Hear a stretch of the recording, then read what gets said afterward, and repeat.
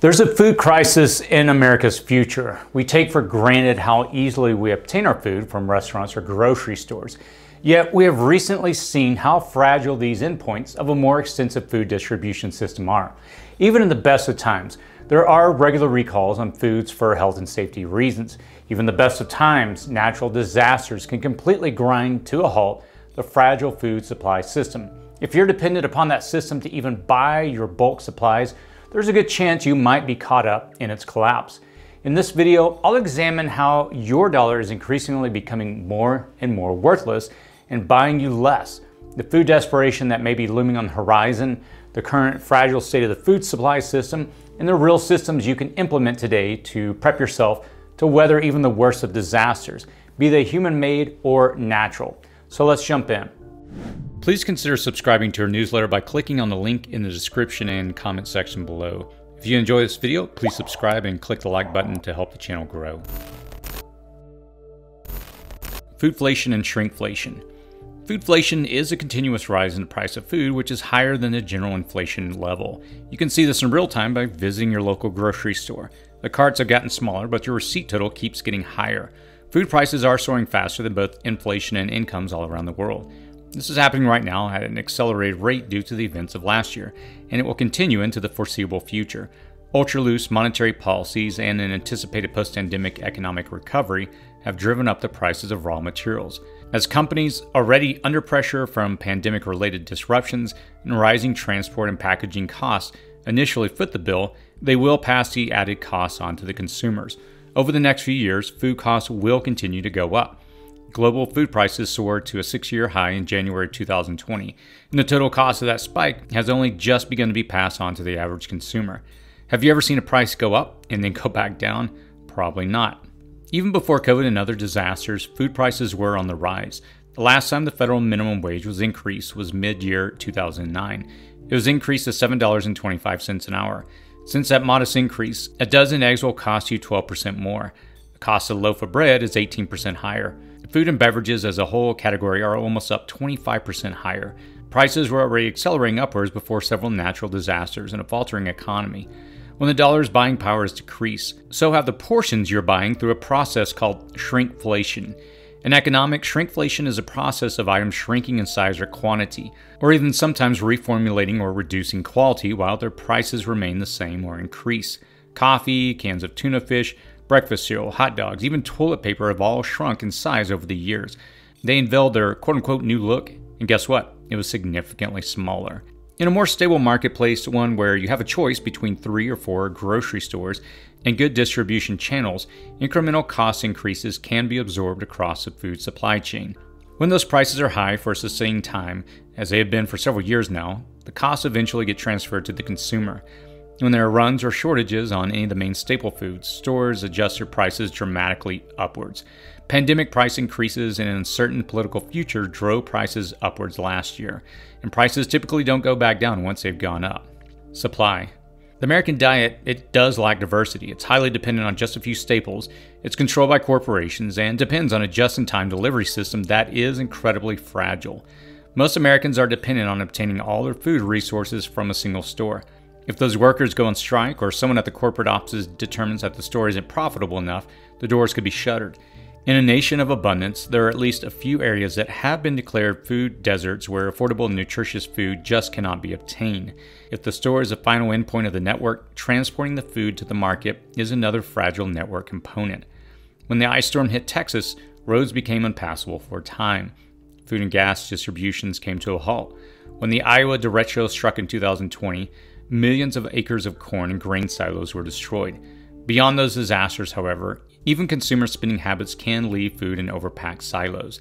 Outbreaks of COVID-19 in meat processing plants slowed production during the late spring of 2020, helping to drive up retail meat prices. Grocery supplies were also disrupted when a near shutdown of restaurants sent hungry Americans to the food store, resulting in spot shortages.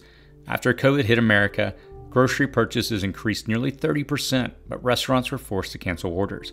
Food service suppliers faced abrupt order cancellations across their entire customer bases. Food processors made less profit off individual consumers than they did off large operations, so bringing food to market for the individual consumers can easily be disrupted. When you add runs on stores with already lean inventories, and even the simplest of a natural disaster can easily set off an explosive chain reaction in the food supply lines. The reality is that the ecosystem of the food distribution network in America is very fragile, which extends to the farmers and ranchers. Corporate agricultural operations have for years squeezed out business, family-operated farms and ranches. Between corporations, manufacturers, and marketing groups, the bulk of the American diet has been reduced to just 4 crops: corn, wheat, soybeans, and rice. These provide 2/3 of the calories in a standard American diet. They lack genetic variation, which makes them more susceptible to blight and crop failure. While not devoid of nutrients, these aren't nutritional powerhouse foods either. They're also fed to the animals we eat as well. This reduces the quality of our meats as well. Have you ever tasted the difference between a burger from a grass-fed cow or bison and a standard burger? There's a difference in nutrition levels you can taste. Most of the other crops you might eat, like bananas, apples, pineapples, tomatoes, avocados, and more, have to be picked well before they are ripe to get them to the store. This further robs them of both taste and nutritional value. There are hundreds of types of apples in the world, and we eat about a dozen different types from the stores. There are hundreds of chicken breeds in the world, but we eat just a few and get our eggs from only a few.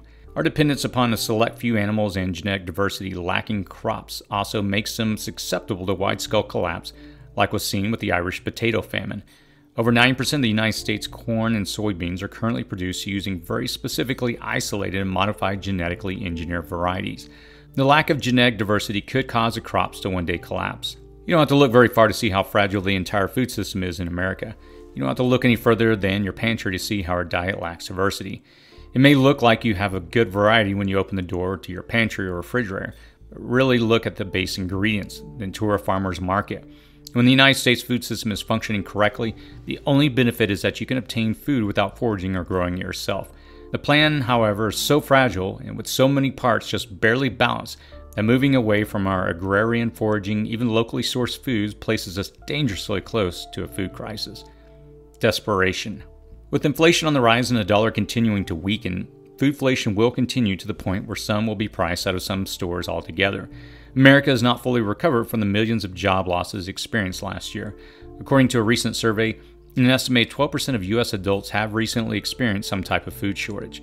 Food banks around the country have resorted to rationing distributions to try and make supplies last. According to a survey conducted between late October and early November of 2020, almost 26 million adults said their households either sometimes or often did not have enough to eat in the previous 7 days. So take it all together. A fragile production system that relies on very few genetic variants and has shown that it is susceptible to failure. There's a just-in-time delivery system with multiple moving parts that could fail and collapse the entire system, and it has shown that it has failed in several places just in this last year. There are ongoing natural disasters that we are threatened by the effects of even when they do not occur in our region. There's a sluggish economy and continued unemployment and a rise in food insecurity. There's foodflation and shrinkflation, and the occasional panic runs on some items in stores. When you add all those things together, you get a population increasingly more desperate for reliable food. And it's not going to get better either. We aren't going to suddenly experience bumper crops, less costly harvesting, production, and distribution. We aren't likely to wake up to a stronger dollar and falling prices. So the slide in food insecurity across the nation is what the future holds for millions upon millions of Americans. You may even know someone experiencing food insecurity issues right now. Government subsidies to individuals and nonprofit food banks aren't likely to keep pace with demand, so meals will have to be skipped to make ends meet for many. It's not going to just take one shove from any direction to collapse the entire house of cards that is our food supply chain. The desperation of our stomachs is exponential increase in any disaster. While you prepare, it doesn't mean your neighbors have. Solutions. Many solutions can decrease dependence on a food supply system destined to fail for the prepper, and you may already be implementing them in small ways.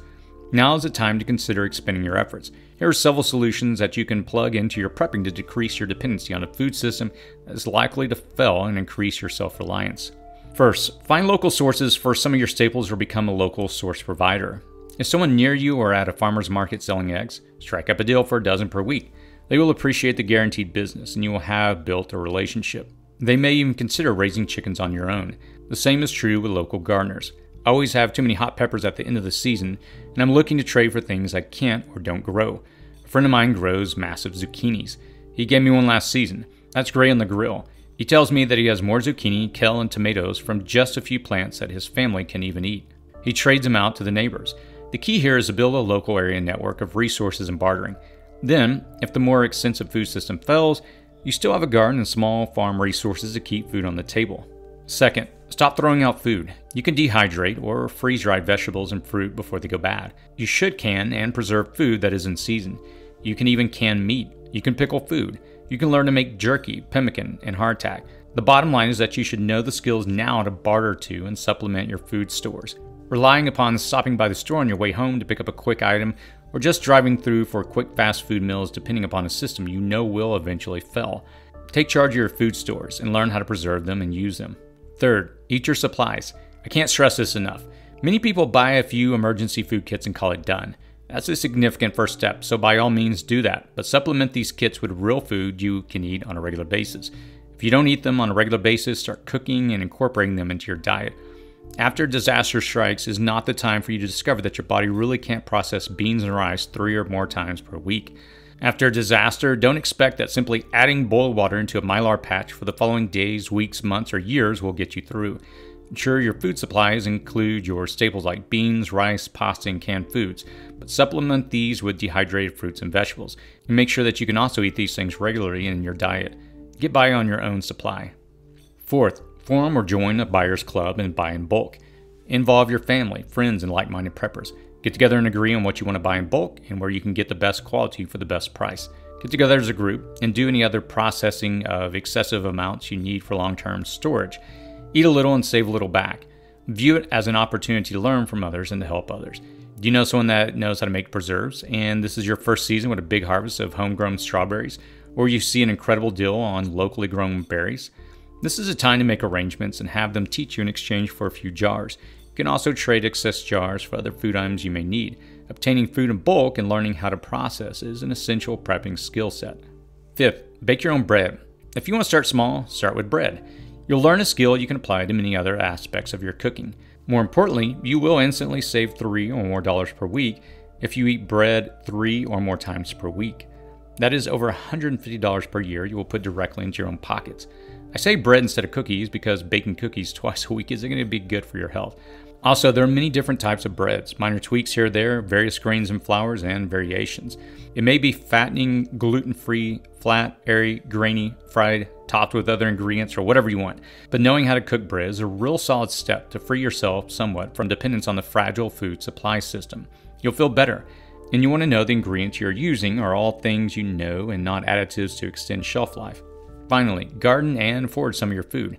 Not all of us have a little piece of land or 5 acres of land. You may live in the city, in an apartment, and with no balcony. If that's the case, you still need to be growing your own food on a regular basis. Maybe that's a mushroom kit or a miniature herb farm. Perhaps it's a patio, pepper, or tomato plant. Maybe you're fortunate enough to have a larger area to plant, or a rooftop, or a community garden. Growing some of your own food lessens your complete dependence on the food supply chain. It provides you a skill you'll need in the extended aftermath of a disaster. It'll keep your supplies topped up and feed your other skills like dehydrating, pickling, and canning. I put foraging in this category because even in the city, you should know where wild plants grow. A friend of mine recently converted his lawn to clover. He jokes that it's one big salad for him. There are thousands of edible plants that you walk by on any nature walk, and you need to build your knowledge and use them. After a disaster is not the time to ponder whether you can eat a leaf or a berry. After a disaster is not the time to know how to cook, process, or digest a plant. Set a goal to garden and forage a little something new every month. Within a year, you will have a fantastic knowledge built up. While most every American is dependent on a super fragile food system, you can take concrete steps today to decrease your dependence. While I know it isn't a reality for many of us to raise our own chickens or grow our own wheat berries, it is imperative that we develop the skills we need and create the stores of things we need now. It is essential to make sure that you have food stored away sufficient to last you a minimum of about 90 days. I recently did a video detailing how to store enough food for one person for 1 year, which I'll post a link to in the cards up above. Still, you need to start incorporating the solutions presented in this video into your daily life. It isn't a matter of when the food supply chain will collapse in your area.